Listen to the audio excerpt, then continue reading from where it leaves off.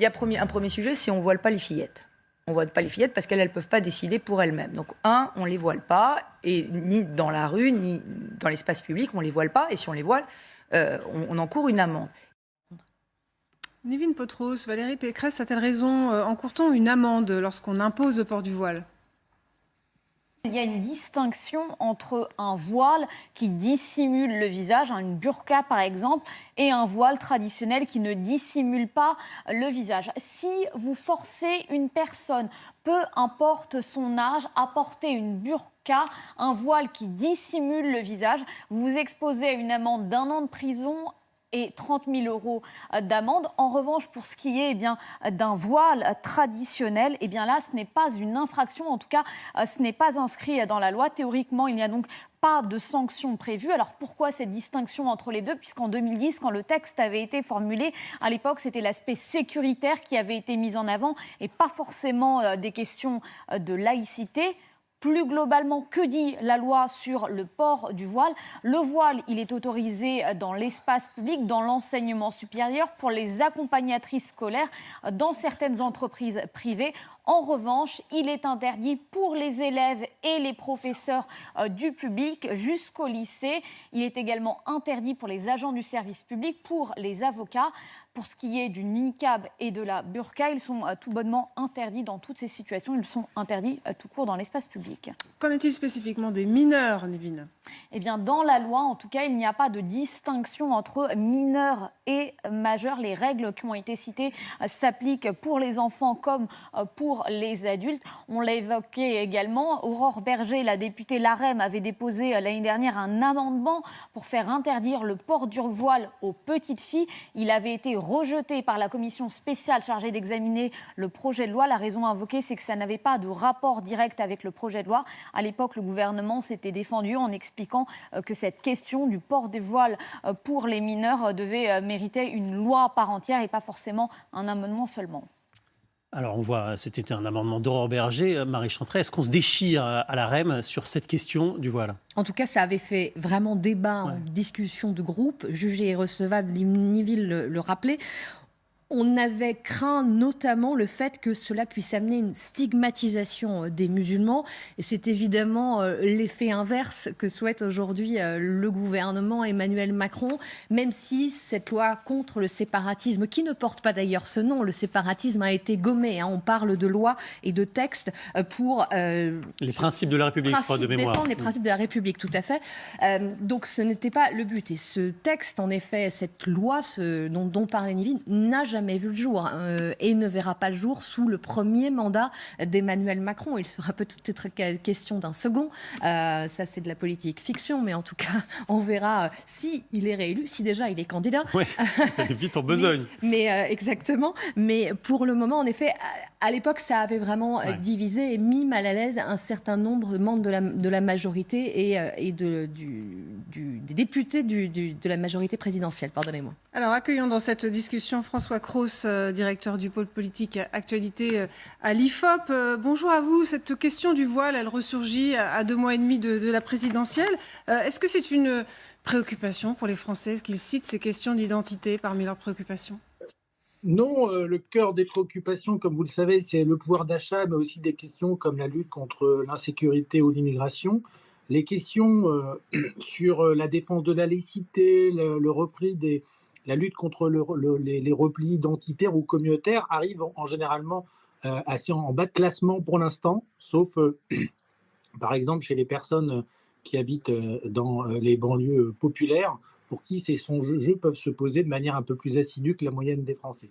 En l'état, ce n'est pas encore au top, je dirais, de l'agenda médiatique, mais on sait bien que si ces sujets montent, ils vont plutôt faire l'affaire des candidats de droite ou d'extrême droite plutôt que celle du président de la République. Alors, les sujets ne sont pas encore les sujets les plus importants de la campagne. C'est ce que vous nous expliquez, François Cros. Il y a d'autres sujets, notamment le pouvoir d'achat qui émergent et qui sont dans l'actualité aujourd'hui, avec la hausse des péages, la hausse de l'essence, etc., etc. Est-ce que ça ne peut pas jeter un voile sur le climat actuel de la République En Marche, qui doit se sentir très, très puissante? Emmanuel Macron est autour de 24% dans notre sondage quotidien que vous réalisez du côté de l'IFOP. Quelle est la solidité de ce taux? Est-ce qu'il peut s'inverser plus rapidement qu'on ne pense?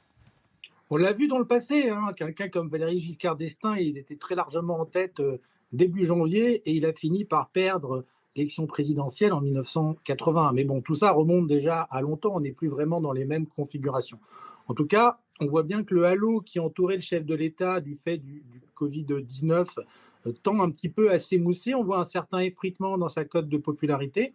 Et en l'état, on voit aussi que depuis début janvier, il est plutôt dans une tendance légèrement baissière, hein, le président de la République, et il faudrait voir si ça se confirme ou pas, sachant qu'il y a aussi un effet temps de parole, hein, qui fait que, bien sûr, les médias sont obligés de donner beaucoup plus la parole à tous les différents candidats qui ne s'empêchent pas naturellement de le critiquer sur ce sujet comme sur d'autres. Alors, il a une baisse de popularité, en effet, Emmanuel Macron. Il surnage quand même, si l'on en croit ses intentions de vote au premier tour. Marie Chantrey, est-ce qu'il y a un risque d'excès de confiance du côté des troupes macroniennes? Excès de confiance, en tout cas chez certains. On reconnaît et on a dit à plusieurs reprises qu'il était peut-être trop dans les sondages, peut-être trop élevé et que ça ne correspondait peut-être pas à la réalité du moment. Ce qui est certain, c'est qu'il est jugé aussi ici, finalement, la fin, espère-t-on, de la crise du Covid-19, des propos qui ont peut-être pu marquer, pu crisper les esprits. On pense évidemment aux emmerder les non-vaccinés. Le bilan présidentiel de la gestion de la crise du coronavirus a plutôt été bonne, très bonne même. S'effrite peut-être dans la fin de cette gestion de crise avec l'approche de la campagne présidentielle. Le pouvoir d'achat est évidemment central. Je vous donne juste un élément de calendrier.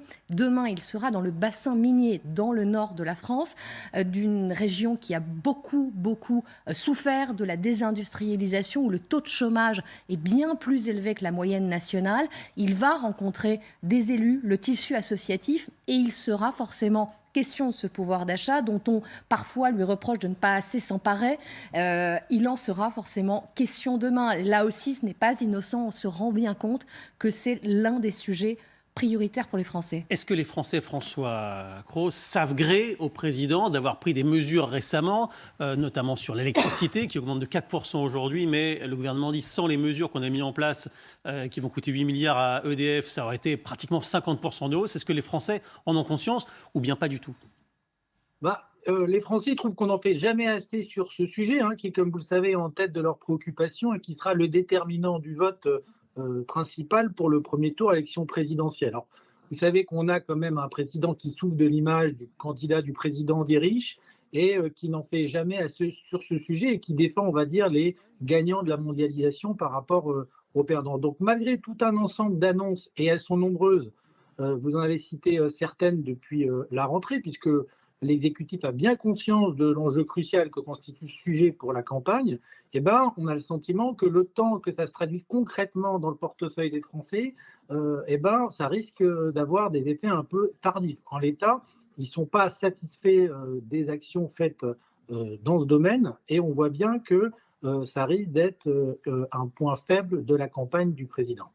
Lorsqu'on décortique, François Cros, les intentions de vote au premier tour, on s'aperçoit que les électeurs qui sont très sûrs de leur vote, très sûrs d'aller voter pour leur candidat, on les trouve plutôt à l'extrême droite, chez Marine Le Pen notamment, qui est en tête, je crois, à toute catégorie, que chez le chef de l'État. Est-ce que c'est une faiblesse pour lui, pour d'autres candidats d'ailleurs aussi, hein, comme la candidate LR par exemple?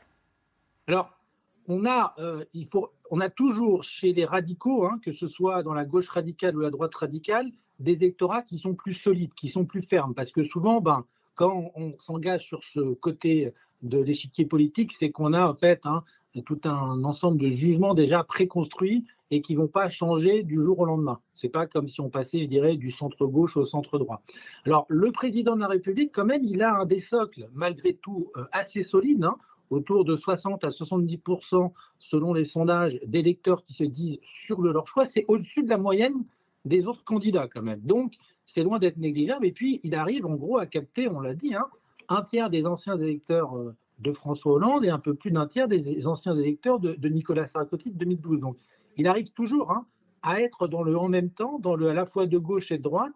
Et donc, il est dans une situation centrale et en même temps avec un électorat qui, malgré ce positionnement central, est relativement solide.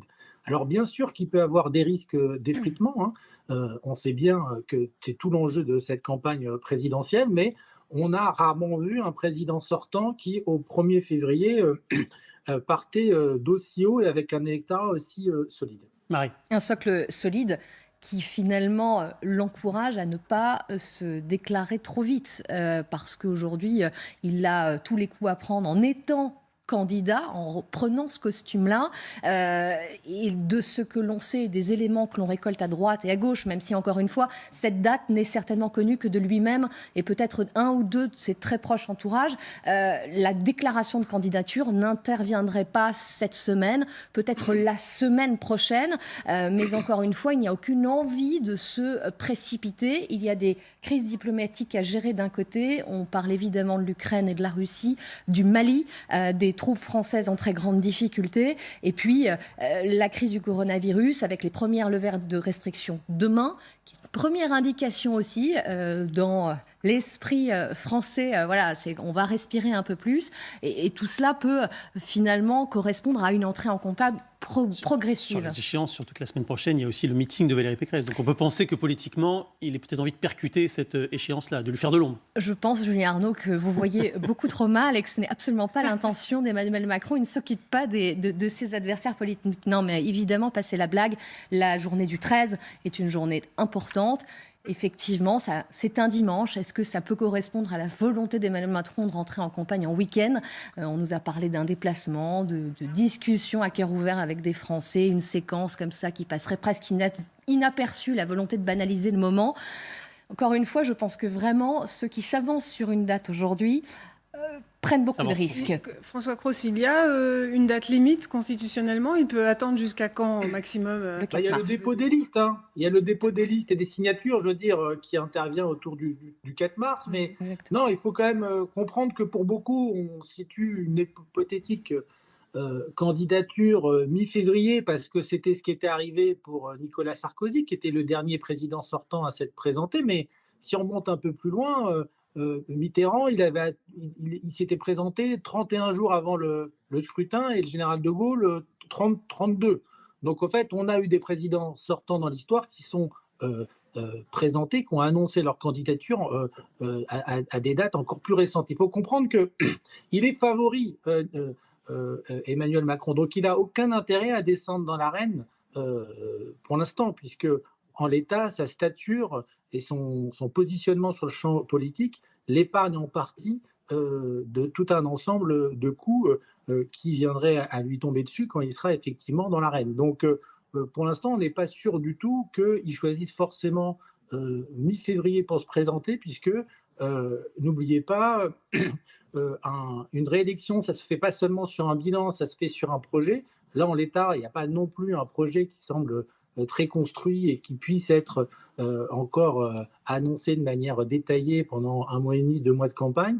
Donc on n'est pas sûr du tout que mi-février soit la date la plus opportune pour une annonce de candidature. Ouais. Non, je laisse à François Cros le fait que le projet ne soit pas finalisé. Maintenant, ce qui est certain, c'est que dans la majorité, dans les équipes de La République En Marche, tout est absolument quasi prêt pour que le train puisse être lancé. Christophe Castaner a encore rappelé ce matin en réunion de groupe à tous les élus présents de dire à tous les maires d'envoyer le plus rapidement possible leur parrainage pour que cette histoire soit derrière nous et que tout soit... Alors, il n'y a aucun risque qu'Emmanuel Macron n'ait pas ses parrainages. La question du nombre va être intéressante à observer. Il y en a eu un peu plus de 1800 en 2017.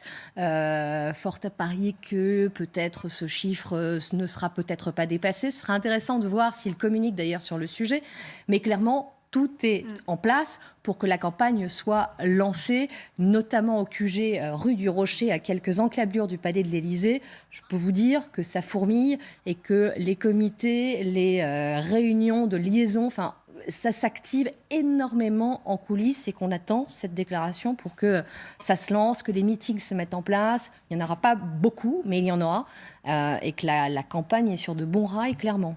Emmanuel Macron favori, mais il y a des talons d'Achille, on l'a vu, le pouvoir d'achat, la sécurité, l'islamisme dont on a parlé, il va être attaqué certainement là-dessus par l'opposition. Écoutez par exemple ce que dit le député Éric Diard, qui est spécialiste de ces questions et qui porte le fer sur le bilan de cette fameuse loi séparatisme.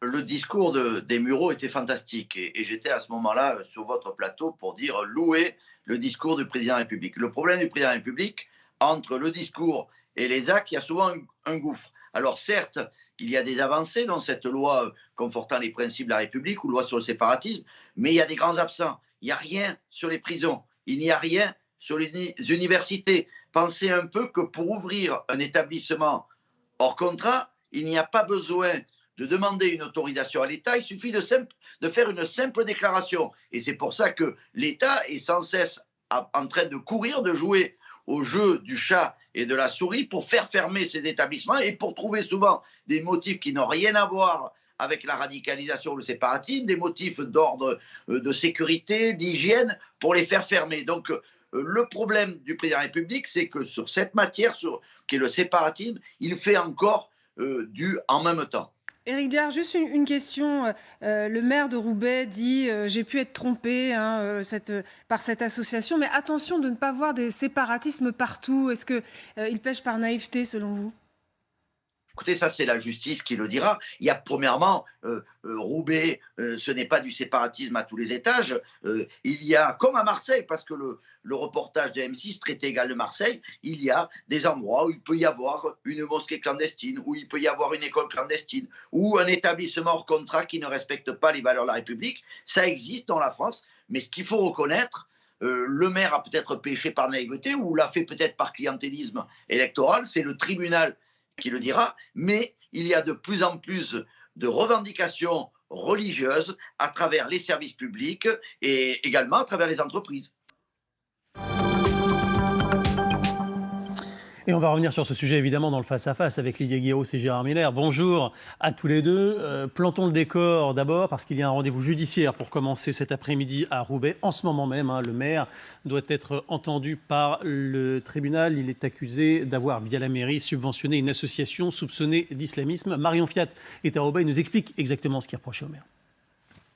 Mais ce qu'on reproche à Guillaume Delbarre, c'est tout simplement de la négligence. Et si ça se retrouve devant le tribunal, c'est parce qu'on parle d'une association culturelle roubaisienne qui, sous couvert de soutien scolaire, eh bien vous l'avez dit, serait soupçonnée de pratiquer effectivement devant des tout jeunes enfants du prosélytisme islamique. C'est évidemment interdit. Et le problème, c'est que cette association était subventionnée à grands coups de plusieurs milliers d'euros par la mairie de Roubaix. Alors le procureur estime qu'il aurait dû, en tant que maire de la ville, vérifier, contrôler la destination de ces financements et de ces subventions. Et il devra parler de cette affaire-là avec 3 autres personnes devant le tribunal à 14h pour répondre un petit peu de ces actes de fonds publics par négligence.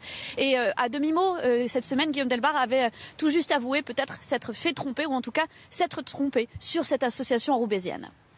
Et cette actualité judiciaire intervient dans un contexte qui est évidemment compliqué pour Roubaix après la diffusion d'un magazine. C'était Zone Interdite sur M6 il y a quelques jours, diffusion qui vaut aujourd'hui des menaces de mort à la présentatrice Ophélie Meunier ainsi qu'à l'un des témoins de ce magazine. Ils sont tous les deux placés sous protection policière. Lydia Guiraud, il se trouve que la situation à Roubaix, vous la connaissez très bien. Est-ce que la situation telle qu'on la montre aujourd'hui, elle vous surprend ou pas ? Non, la situation ne me surprend pas. Comme vous le savez, j'ai publié en 2014 un livre qui s'appelle « Alain Grand, la République aussi », dans lequel j'analyse la situation de Roubaix, je dénonce la situation de Roubaix. J'ai été l'une des premières à tirer la sonnette d'alarme vers le glissement de Roubaix dans le communautarisme et l'islam radical qui a gagné beaucoup de terrain dans ce territoire. Et tout ce qui est décrit dans le documentaire de Zone Interdite était déjà une réalité à Roubaix il y a 6 ans et il y a même 10 ans. Les poupées sans visage aussi ? Ça existait déjà ? Évidemment, et je l'avais décrit dans un de mes livres, ces poupées sans visage, comme les niqabs qui existent à partir de la taille 12 mois. Et ça se trouve en quelques clics également sur Internet et c'est disponible. Et tout ça est vérifiable. Donc en fait, on est en train de redécouvrir l'eau chaude et on a perdu 6 ans. On a perdu 6 ans d'inaction. Le clientélisme qui nourrit les ennemis de la République existe à Roubaix, il existe aussi dans d'autres villes. Et la situation, c'est vrai qu'elle est devenue dramatique parce qu'aujourd'hui, vous avez une population et notamment une jeunesse qui est en train de grandir dans le rejet de la France. D'ailleurs, il y avait une étude de l'IFOP pour le comité Laïcité et République de novembre 2020 qui indiquait que 57% des jeunes musulmans préférer la charia aux lois de la République. Donc la situation, elle est dramatique, mais elle ne date pas du reportage de Zone Interdite, elle date d'années et d'années d'inaction, voire de décennies où on a laissé l'islam radical s'installer, gangréner les esprits, gangréner des territoires où vous n'avez plus en fait aucun souvenir de la France, puisque c'est une succession d'associations de commerce halal, de librairies islamiques, d'associations qui sont faussement des associations de soutien, mais des associations d'embrigadement de la jeunesse et des plus jeunes enfants. Et tout ça ne date pas d'hier. Gérard Miller. Alors, comme c'est un méli-mélo, il faut choisir de traiter certains points. D'abord, je vous confirme en effet que les poupées sans visage, je ne vais pas dire que c'est vieux comme Mathusalem, mais en tout cas, vous trouvez depuis des années des doudous, notamment un doudou qui s'appelle Doudou Mohamed. Et Doudou Mohamed, depuis des années, en effet, comme ça vient d'être dit, par des clics, on pouvait le commander. Et c'est une poupée sans visage. Parce qu'il faut préciser que la religion musulmane n'est pas la seule religion à considérer qu'on ne peut pas représenter le visage de Dieu et de ses créatures. Ça a été aussi présent dans la religion juive. Donc c'est quelque chose qui en effet peut surprendre, peut choquer éventuellement, mais enfin c'est quelque chose qui s'inscrit alors à des degrés divers, parce que c'est notamment pour ça que dans l'islam on a été si fort en calligraphie, c'est qu'à un moment donné, justement, comme on ne pouvait pas représenter les visages, alors on a essayé de contourner la chose. C'est ce qui s'est passé aussi pour les Juifs, même si pour les Juifs, ça s'est un peu atténué. Donc, évidemment, c'est une situation qui dure depuis un certain temps et qui est désagréablement présentée par un reportage. J'espère que je ne vous choquerai pas, vous qui êtes journaliste, en vous disant que Zone Interdite n'est pas le modèle que l'on peut avoir pour le journalisme d'investigation. C'est en général... Pourquoi ça ? Je vais vous le dire, parce que c'est souvent des reportages, qu'est-ce qu'on va dire, pour ne pas être trop méchant, plutôt sensationnalistes, provocateurs, à l'occasion manipulateurs. Prenons celui-là. Évidemment, vous avez 100% raison de dénoncer tout ce qui pourrait être le terreau de l'islamisme politique, du terrorisme. Dans ce documentaire, d'ailleurs, on ne le voit pas. On ne voit pas le rapport exact qu'il y a entre les boucheries halal, y compris même ces lieux de vente de poupées sans visage, et le terrorisme. On le suggère, on l'évoque, il n'y a rien d'enquête en la matière là-dessus. Ça serait intéressant. Moi, ça m'intéresserait de savoir si dans les succursales d'un certain nombre de boucheries halal... Le terreau fertile de la radicalisation, c'est évidemment le communautarisme islamique qui fait que des jeunes... On est d'accord, mais le reportage, ne sont plus vous êtes d'accord, dans ne la religion, rien de tel. Mais ils sont dans une idéologie qui amène à la mort et au sang. On est d'accord. Ce qui est désagréable dans cette histoire, c'est que j'écoutais quelqu'un que j'aime bien, qui est souvent très très drôle, qui est Sophia Aram sur France Inter, qui se moquait de ceux qui à chaque fois disent « et bien sûr, on rend service à l'extrême droite en montrant ça ». Alors, elle a tout à fait raison sur ce point de dire que lorsqu'on dénonce quelque chose d'insupportable, on ne peut pas se contenter de dire « oui, mais ça va servir à l'extrême droite », ce qui est évident, évidemment que ça sert à l'extrême droite. Mais si c'est vrai et si c'est important, il faut le dénoncer. Ce qui est désagréable dans cette histoire, c'est de réduire... je ne vais pas aller plus loin, vous voyez bien que ce qui peut choquer quelqu'un comme moi, c'est de réduire la situation de Roubaix, qui est infiniment plus complexe, notamment par le seuil de pauvreté invraisemblable qui est atteint, de réduire la situation à Roubaix, à cette rue, à ces commerces, à ça. C'est ça qui est désagréable. Ce n'est pas de dénoncer l'islamisme politique, de dénoncer qui plus est des associations qui pourraient financer indirectement ou directement le terrorisme, c'est de réduire Roubaix. Quand j'entends Roubaix, ville islamiste, je trouve ça profondément abject pour les gens qui habitent à Roubaix, mais pour tous les Français. Donc vous voyez, comme on peut à la fois essayer de mettre un peu de complexité dans cette situation. Alors, effectivement, Roubaix souffre de son image. C'est terrible pour les habitants de Roubaix qui ne sont pas dans cette démarche communautariste, parce qu'il y a plusieurs quartiers à Roubaix. Voilà. Il y en a malheureusement beaucoup aussi qui sont dans cette situation. Et ne rien faire, ne rien dire, c'est laisser ces quartiers s'enliser et donc retirer des chances à une partie de cette jeunesse qui connaît évidemment des difficultés sociales, parce qu'il y a plus de 40% des gens qui sont dans la grande pauvreté à Roubaix. Donc la ville, je la connais très bien, j'y ai vécu très longtemps, j'y étais encore au mois de décembre, mais évidemment, il y a le musée de la piscine qui est magnifique, il y a un centre-ville qui est superbe, mais il y a aussi cette réalité qui est un verrou et qui fait que Roubaix s'enlise complètement. Alors faire le jeu du Front National, c'est exactement ce que moi, c'est ce que j'entendais déjà il y a 6 ans lorsque j'ai dénoncé cette situation. On m'a dit, mais Lydia Guirous, vous faites le jeu de Marine Le Pen, est-ce que vous n'êtes pas proche du Rassemblement national, etc. Il y a un moment, il faut arrêter avec cette rhétorique, parce que je trouve que ce qui est extrêmement dangereux, c'est de laisser des thématiques entières, des sujets entiers entre les mains de l'extrême droite qui en fera quelque chose d'absolument néfaste. Que ce soit la laïcité, la lutte contre l'islamisme et tous ces sujets, il faut absolument les prendre à bras-le-corps. il faut lutter avec courage et clairvoyance et maintenant arrêter avec le déni parce que ces discours, ça fait des années qu'on les entend et la situation ne fait que s'aggraver. Et quand il me semble, on a envie d'apporter le meilleur à une jeunesse qui a le moins de chance puisqu'elle est dans une situation de grande précarité, eh bien on doit lutter contre cette situation-là. Oui, et on ne doit pas laisser...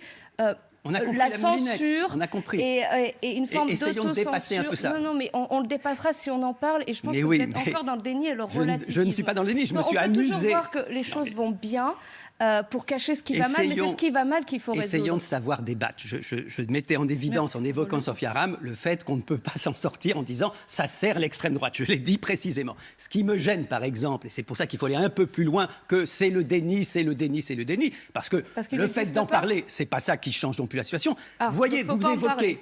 Mais si, parlons-en de façon plus complexe. Voyez, la complexité, c'est vous qui la déterminez. Alors, si je ça la ne détermine, vous convient pas, mais ce n'est pas complexe. Je vais vous dire simplement la chose. Vous venez d'évoquer quelque chose, on va le répéter parce que ça rentre par une oreille et ça sort par l'autre, qui a plus de 40% des habitants de cette ville qui sont en dessous du seuil de pauvreté. Je crois 43 ou quelque chose comme ça. Plus de 40%. Donc moi, ce qui m'intéresserait, c'est de dénoncer l'islamisme, de dénoncer le terreau et de comprendre aussi ce que le reportage ne fait pas et ce qu'on ne fait pas dans la litanie que j'entends, de comprendre le lien qu'il y a peut-être entre ces 40% en dessous du seuil de pauvreté et l'abandon d'un certain nombre de gens qui, à l'occasion, seront récupérés. Il y a peut-être un rapport. Là, vous trouvez, Est-ce qu'il y a un rapport ?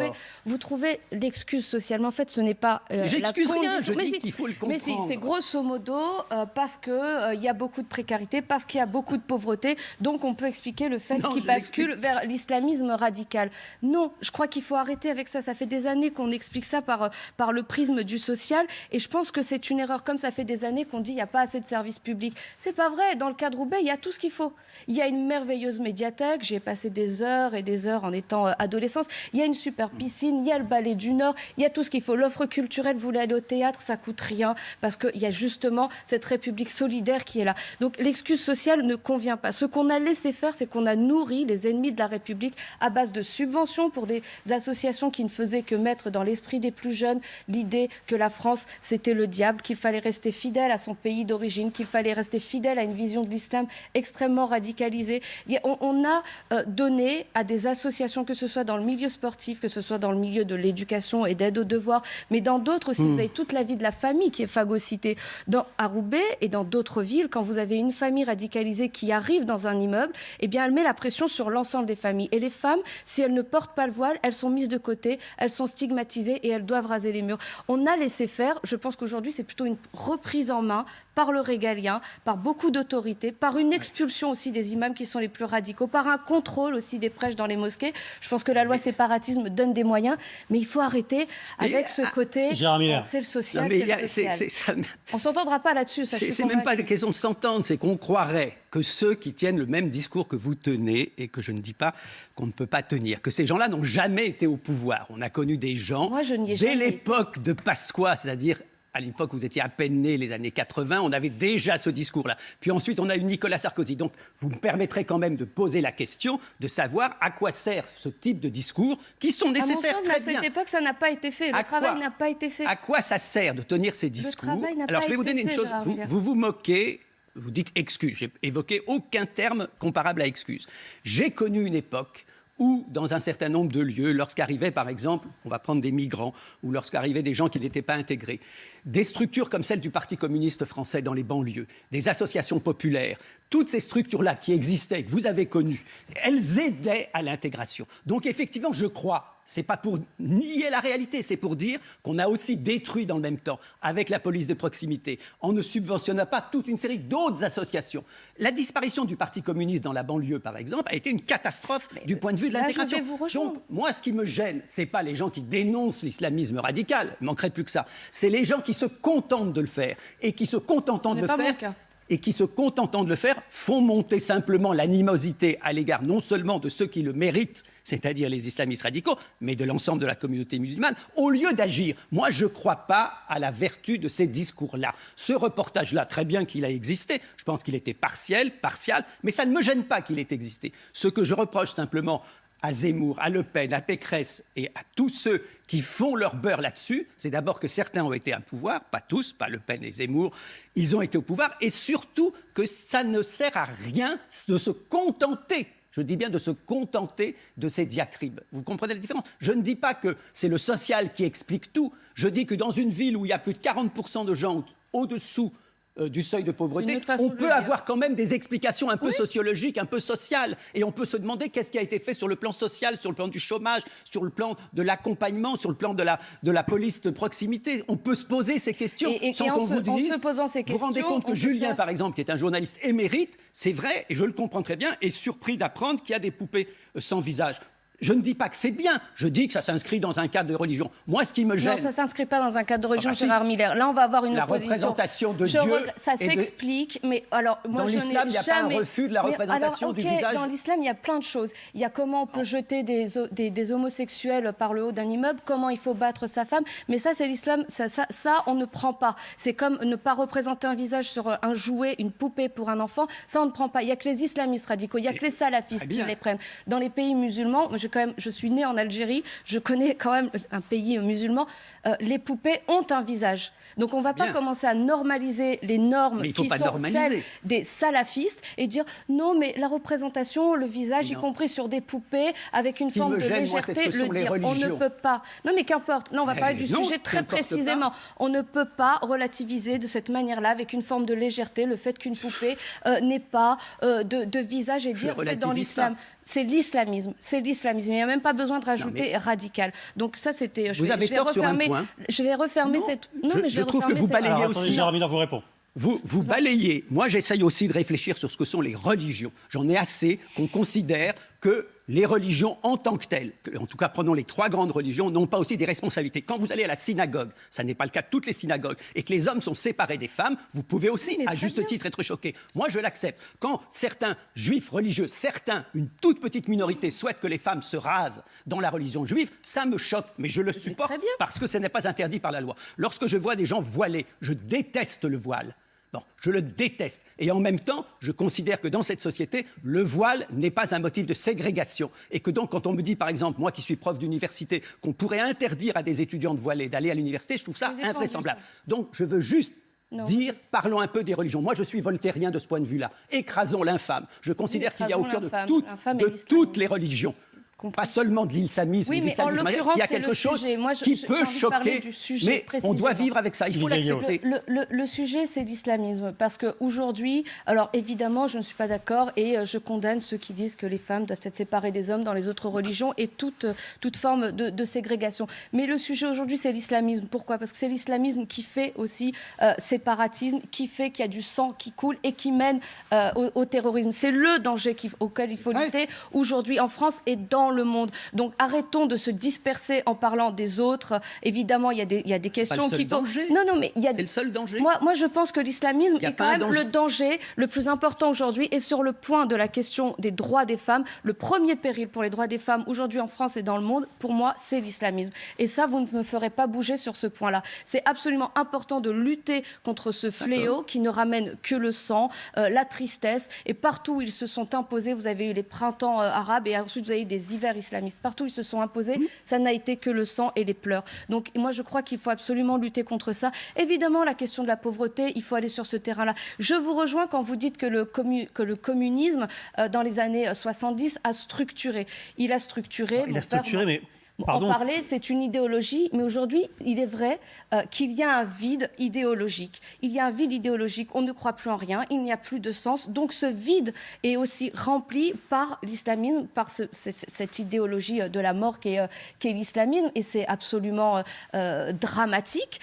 Il va falloir reconquérir ces esprits-là, et c'est pour ça que moi, je pense qu'il faut relancer un processus d'assimilation de gens qui sont français, parce qu'ils sont nés en France, par des parents qui sont nés en France, mais qui ne sont français qu'administrativement et absolument pas dans le cœur. Et ça passera par l'éducation. Mais ça passera également par une politique d'autorité, de reconquête des territoires, parce que les islamistes sont main dans la main avec les trafiquants de drogue dans les territoires. Et tant qu'on ne cassera pas ces ghettos et ce lien, on n'y arrivera jamais. et vous êtes obligé de dire les Français qui sont que Français administrativement. Ça, par exemple, pour moi, parce que malheureusement, c'est des études qui le démontrent. C'est insupportable. C'est insupportable, je suis d'accord avec vous, mais moi j'apporte une solution. Je vais vous dire, si on commence là-dessus, alors il y a d'autres personnes, et je ne veux pas être de leur côté, qui considéreront que ce que représente Zemmour, c'est tout sauf la France. Que ce type-là, qui a effectivement la nationalité française, ne l'est pas. Or, pas une seconde, je dirais ça. Tous les gens qui ont la carte d'identité française le sont. Et quand on commence à dire ils ne le sont pas dans le cœur, ils le sont moins que d'autres. Administrativement, mais pardon, non, quand vous mettez la charia pas. au-dessus des lois de la République, pour moi, vous êtes dans la trahison et vous n'êtes pas assimilé. Ne commencez pas à sonder les cœurs, parce que vous aurez d'autres cœurs qui vous expliquent ma religion et mon Dieu, je le mets au-dessus de la République. Et c'est pas seulement du côté des islamistes ou des musulmans qu'on entend ça. Ce qui est terrible dans cette histoire, c'est que lorsque vous dénoncez à juste titre le danger islamiste, même lorsque vous dites que c'est effectivement la première menace contre les femmes, etc. Ce qui me gêne toujours, c'est qu'une fois qu'on a dit ça, et il faut le dire et le répéter, on ne peut pas dire qu'on ne le dit pas, dans le même temps, on ne voit pas, et quand on l'évoque, on vous dit « Ah, vous minimisez l'islamisme, qui a une menace d'extrême droite, qui a une menace néofasciste, qui a effectivement à travers le monde aussi des attentats menés par l'extrême droite. » Lorsqu'on essaye simplement d'élargir les choses, de montrer qu'il n'y a pas qu'un seul danger. Combien de victimes depuis quelques années en France d'attentats menés par l'extrême droite? Non, mais moi je ne minimise rien, je combats l'extrême droite également, je suis républicaine. Alors, lorsqu'on rentre là-dedans, on dit que parmi... Et combien de musulmans ont été tués en France? Combien de musulmans ont été tués dans les attentats islamistes? Est-ce qu'à Nice, il n'y avait pas beaucoup d'attentats? Il y en a eu, bien sûr, Gérard Miller. Ne commençons pas avec les statistiques. Est-ce que l'islamisme a fait couler a tué des centaines d'innocents depuis quelques années en France? Oui. La réponse est oui. Est-ce qu'il y a eu des attentats islamistes? Il faut les combattre absolument. Oui, il faut les combattre. Qu'est-ce que vous voulez que je vous dise là? Mais alors, on me dit l'extrême droite. Bien sûr que l'extrême droite est un danger, mais en attendant, moi je n'ai pas vu, et j'espère ne pas en voir, d'attentats perpétrés par l'extrême droite. Ayons le sens des priorités. La priorité aujourd'hui, c'est de lutter farouchement contre l'islamisme. Oui, mais quand je vous dis ne relativisons pas et ne partons pas dans des discours. C'est pas relativiser. C'est pas cette religion, c'est celle-là. Gérard Miller, terminé. Vous voyez bien que ça n'est pas relativisé. Vous voyez bien, j'évoquais le candidat Zemmour. Vous voyez bien que Zemmour ne parle que de ça dans une campagne présidentielle, ou quasiment que de ça. Vous voyez bien que ça a aussi une fond. Ne minimisez pas le fait que de ne parler que de ça. Ne parler que de ça en disant que c'est un danger. Et je prends un autre exemple. Vous allez trouver que je botte en touche. Combien de temps consacre-t-on aux accidents du travail dans ce pays? Il y a des dizaines et des dizaines de personnes qui meurent par des accidents du travail tous les ans. Moi, je suis sur un site sur Twitter qui tient le détail des accidents du travail. Ça n'intéresse personne. Ce n'est pas le problème. Alors, je suis d'accord que je ne vais pas minimiser la gravité des monstruosités islamistes. Je dis simplement qu'à force de se concentrer que sur une chose et de vous expliquer que dès qu'on essaye d'élargir, ça faisait longtemps qu'on n'avait pas parlé. Minimiser. Qu'on n'a pas parlé de l'islamisme, oui. Et d'ailleurs, en 2017, vous allez à Roubaix, vous ne parlez que de ça. On pensait en 2017 que le sujet serait au cœur de la campagne de 2017 et il a fallu qu'il y ait l'attentat sur les Champs-Élysées avec ce policier qui avait été tué pour qu'on reparle du terrorisme et de la lutte contre le terrorisme. Je suis désolée, depuis le début de la campagne, en dehors d'Éric Zemmour qui parle des questions d'identité, et il me semble que parler aussi de la préservation de la culture française, ça peut être un sujet important et qui intéresse certains Français sans tomber dans ces excès, mais il me semble que depuis le début, on ne parle pas tant que ça de l'islamisme. Et il revient vous êtes merveilleuse. Sur le champ. Vous découvre, vous êtes merveilleuse. Je vous remercie. C'est-à-dire que, par exemple, il faut qu'il y ait un livre sur les EHPAD pour qu'on se mette à parler de ce scandale invraisemblable. Est-ce qu'on parle de la question du logement? Non, on n'en parle pas. Pourtant, ça pose énormément de problèmes aux Français. Mais parce que c'est l'actualité qui est comme ça. Mais non, c'est pas l'actualité qui est comme ça. Qu'on ne parle que de l'islamisme depuis le début de la campagne. Moi, je vous dis qu'on n'en parle pas depuis le début de la campagne. On a parlé très peu, peut-être un peu en septembre. On n'écoute pas les mêmes émissions. Je vous démontre que ce n'est pas omniprésent, ce sujet, et qu'il est important qu'on en parle, parce que l'islamisme, c'est aussi un projet, c'est un dogme qui a pour visée de soumettre ou d'effacer un pays, une culture. Et la France, on sait très bien, elle est la cible. D'ailleurs, Daesh l'avait indiqué, nous vous haïssons parce que vous avez la laïcité, nous vous haïssons parce qu'il y a la mixité et il y a l'égalité homme-femme. Donc voilà, nous sommes une cible. Il y a eu, je crois, 36 attentats qui ont été déjoués. Ça, nous sommes encore la cible et des attentats peuvent arriver. Donc moi, je crois que le combat, il doit être quotidien, il doit être déterminé et on doit arrêter de se perdre, comme vous le faites, dans une forme de relativisme qui nous fait perdre tellement de temps, qui fait qu'on en a parlé il y a 6 ans, 7 ans, de la situation de Roubaix. On en reparle et on est exactement au même point. Il est 14h21 sur 1 heure. Aujourd'hui, on va voir combien de temps on passe à d'autres sujets. Je trouve absolument injuste de dire relativisme. Tout ce que vous dites sur le danger islamiste, sur la nécessité de lutter, qu'il faudrait aussi un peu complexifier, parce que dans le même temps, il y a aussi un certain nombre de pays. Qu'est-ce qu'on va dire? Pays arabes, pays du Moyen-Orient, pays que je ne vais même pas nommer, type Qatar et compagnie, qui sont aussi des pays qui soutiennent le terrorisme, avec lesquels nous avons les meilleures relations du monde. Donc j'aime bien aussi qu'on vienne dénoncer, à juste titre, l'islamisme, et qu'en même temps, on ne cesse pas de négocier avec des pays qui soutiennent, sauf erreur de ma part, Ben Laden, le criminel Ben Laden, a été à un moment donné un agent de la CIA, ou en tout cas financé par la CIA. Donc, vous voyez, ce que vous appelez le relativisme, c'est que je complexifie les choses. C'est-à-dire que je trouve merveilleux qu'on veuille à ce point, effectivement, combattre à juste titre l'islamisme en France et qu'en même temps on oublie toute une série d'autres données. Et pour revenir sur la question, non pas du relativisme mais des autres sujets, une campagne présidentielle se fait sur un certain nombre d'autres sujets. Par chance, les salaires commencent à rentrer, par chance, les EHPAD commencent à rentrer, un scandale de cette importance-là, le pouvoir d'achat et compagnie. Donc c'était juste ma remarque. Vous voyez bien qu'on ne parle pas que d'islamisme. On est dans cette émission particulièrement, Gérard Miller vous en témoigne, Didier Guéos aussi, on s'intéresse à énormément de sujets. Il se trouve qu'effectivement l'islamisme est dans l'actualité et, pardon de le dire, mais c'est passionnant de vous entendre confronter vos points de vue sur ce sujet. On va d'ailleurs continuer à le faire, Gérard, parce que hier Valérie Pécresse sur cette antenne est revenue sur, c'est lié évidemment au sujet de l'islamisme, sur le voile pour les petites filles. Écoutez. Il y a un premier sujet, c'est on ne voile pas les fillettes. On ne voile pas les fillettes parce qu'elles ne peuvent pas décider pour elles-mêmes. Donc, on ne les voile pas, et ni dans la rue, ni dans l'espace public, on ne les voile pas. Et si on les voile, on encourt une amende. Donc voilà, elle propose de revenir d'imposer l'interdiction pour les fillettes. Je trouve que c'était une proposition qu'avait faite une élue de La République En Marche il y a un an, Aurore Berger, députée de La République En Marche. Vous nous avez dit en début d'émission, Lydia Guéros, qu'à Roubaix, il y avait des voiles déjà pour des 12 ou 18 mois. C'est ça que vous nous avez dit. Il faut l'interdire ou pas? Mais évidemment, moi j'ai essayé de porter cette proposition au sein de mon ex-famille politique. On m'avait dit que c'était clivant. Donc je suis assez surprise. D'ailleurs, il y a quelques années, j'avais porté la proposition avec le soutien de Nicolas Sarkozy d'interdire le voile à l'université, puisque derrière le voile, il y avait des pressions sur les professeurs. Il y avait un refus de certaines parties des programmes. Il y avait un refus des groupes mixtes, etc. Et à l'époque, Valérie Pécresse ne nous avait pas soutenus. Elle trouvait que c'était excessif, donc je suis surprise. Mais effectivement, elle a changé d'avis, peut-être que l'air du temps.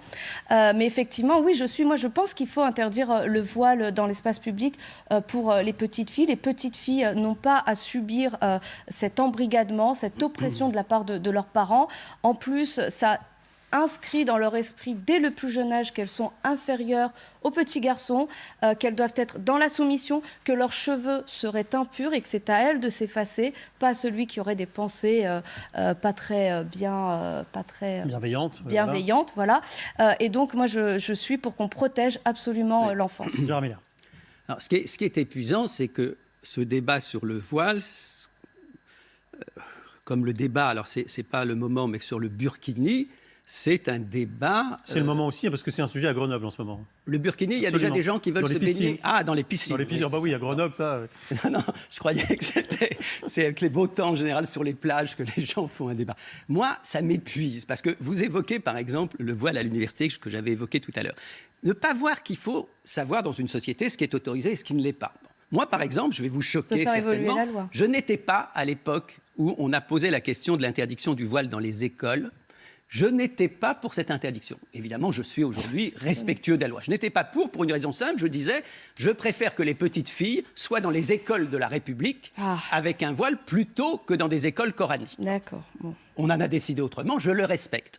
Mais ce qui me semble important, je disais à l'époque, par contre, si on me demande, ou si on demande à un enseignant de changer un mot du programme, un mot, ou qu'on dise il ne peut pas aller à la piscine, mon enfant, parce que la religion, ça, pas question. Donc les lignes rouges, il faut savoir où on les fait passer. Moi, par exemple, ça ne me pose aucun problème à l'université d'avoir une jeune fille voilée dans mon cours. Par contre, si on me demande de ne pas faire le texte de Freud sur le tabou de la virginité, ou de changer un mot à mon Le problème, c'est que ça va te perdre. Je n'accepte. Non, ça ne va pas te perdre. Il faut savoir où sont les lignes rouges. La question du voile, je vous ai dit à quel point je déteste le voile. Mais je déteste, en règle générale, je suis désolé d'élargir le débat, ce que les trois grandes religions font des femmes. Parce que vous m'expliquez que vous n'aimez pas qu'on puisse effectivement avoir cette incidence-là sur les jeunes filles. Mais plus généralement, si vous me demandez mon sentiment, et je vais encore choquer, moi, ça ne me va pas de soi qu'on fasse circoncire un enfant qui a quelques jours ou quelques semaines parce que ses parents sont de telle ou telle religion.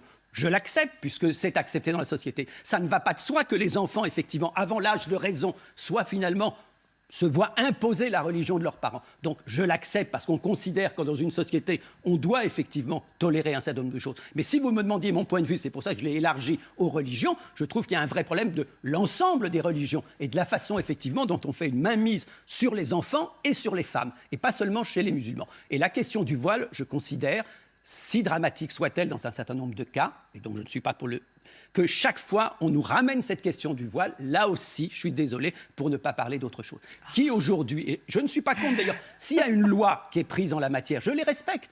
Qu'on nous dit. Mais alors, comment on fait une loi si on ne parle pas du problème, Gérard Miller ? Non, mais comment on fait évoluer la loi si on ne parle pas du problème ? Comment on a fait la loi de 2004 si on n'a pas, si on avait l'interdiction du voile à l'école publique. C'était avant. Non, Creil 89, mais la loi, on a laissé les proviseurs pendant une dizaine d'années tout seuls à gérer la situation et la loi est arrivée en 2004. Je ne suis pas contre. Comment on fait pour faire évoluer la loi et pour protéger les plus faibles que sont ces jeunes femmes Je dis simplement, vous voyez par exemple, vous parliez du voile, sur les petites filles, je ne sais pas comment vous dire, s'il y a une loi qui dit qu'avant tel âge, il ne faut pas, ça ne me poserait pas de problème. Ce qui me gêne, c'est que je ne crois pas qu'il faut une police du vêtement. Je ne crois pas qu'il faut s'occuper... Ce n'est pas les questions essentielles. Ce n'est pas qu'un vêtement, Gérard Miller. C'est une oppression, mais c'est une oppression. En fait, je vous écoute et je me dis finalement, Gérard Miller est victime du chantage victimaire que font les islamistes et ces femmes. Quand vous parlez du burkini dans les piscines, je regrette, mais si on veut aller dans une piscine, on respecte le règlement, on s'habille comme il convient, c'est-à-dire en maillot de bain. À l'université, vous voulez... Alors aujourd'hui, ce n'est pas interdit, mais en tout cas à l'école publique, au lycée par exemple, le voile est interdit. Vous voulez aller à l'école, eh bien, vous retirez votre voile. Alors évidemment, à chaque fois, on a eu le droit à ce chantage victimaire qui considérait qu'il fallait... Oh, mais vous allez interdire de piscine, mes enfants. Maintenant, vous allez interdire de football, puisque les footballeuses veulent être voilées. Vous allez interdire à ma fille d'étudier, mais...